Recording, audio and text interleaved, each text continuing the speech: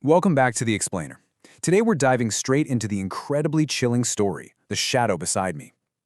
We're introduced right away to our protagonist, Leo. He's 15, and his reality is just deeply solemn and isolated.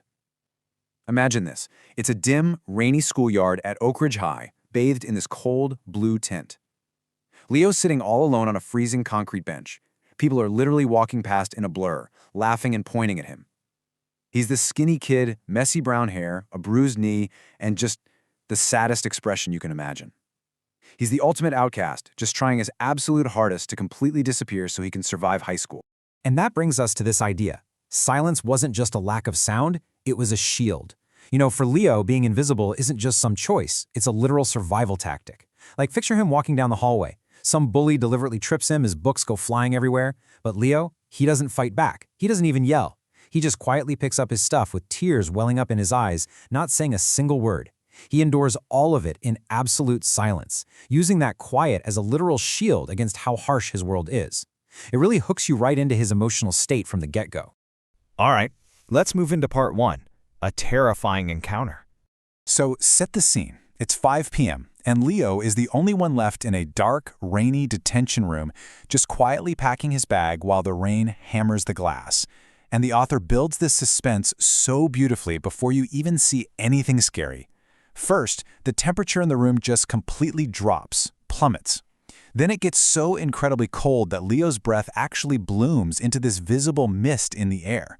And then comes the absolute worst trigger, a whisper, right behind his ear. It's a step-by-step masterclass in building total dread. Then, the classroom lights flicker rapidly and just die. Completely dark. Imagine the sheer terror as this shadowy black mist starts creeping in under the door, and all the desks start vibrating aggressively.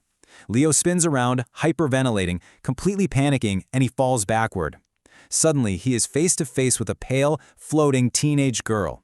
She has these glowing silver eyes, and she's staring at him from just inches away, completely wrapped in dark shadows. It's intense. Leo just squeezes his eyes shut, fully expecting the worst, just waiting for the end.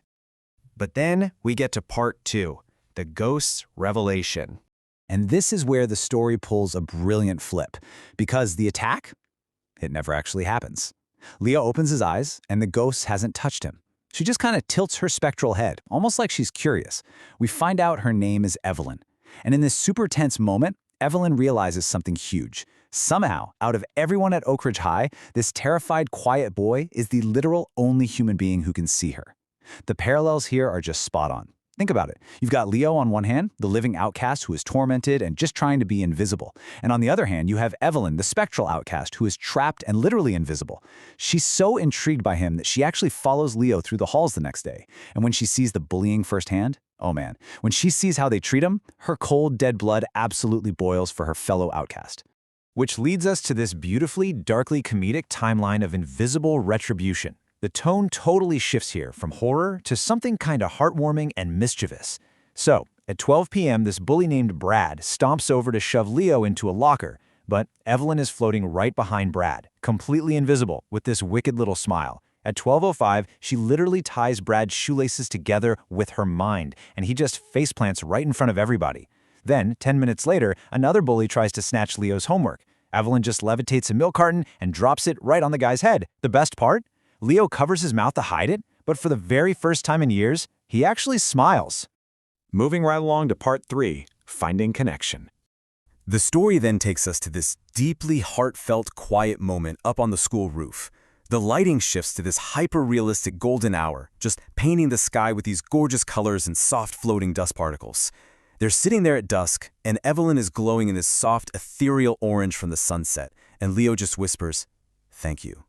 Just 2 words, but they mean absolutely everything.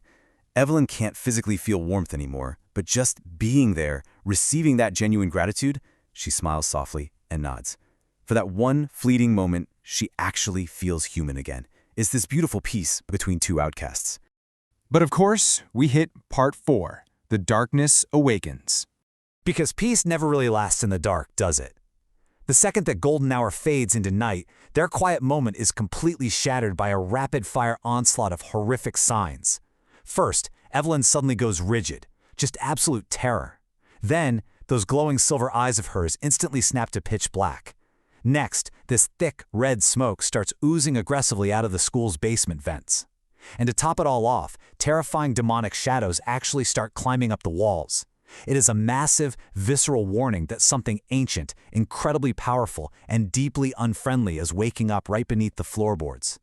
The tension here just absolutely explodes. Evelyn reaches out and grabs Leo's arm, and this is crazy, it's the very first time he actually feels her icy spectral touch. She looks down into the darkness, completely dread-filled, and whispers, "Leo, he knows you can see us. Run." And literally right on cue, the basement doors below them blast open with this violent concussive boom, just spewing glowing red demonic light and thick black smoke into the night air. And that is where the scene cuts to black, leaving us with this massive, chilling question.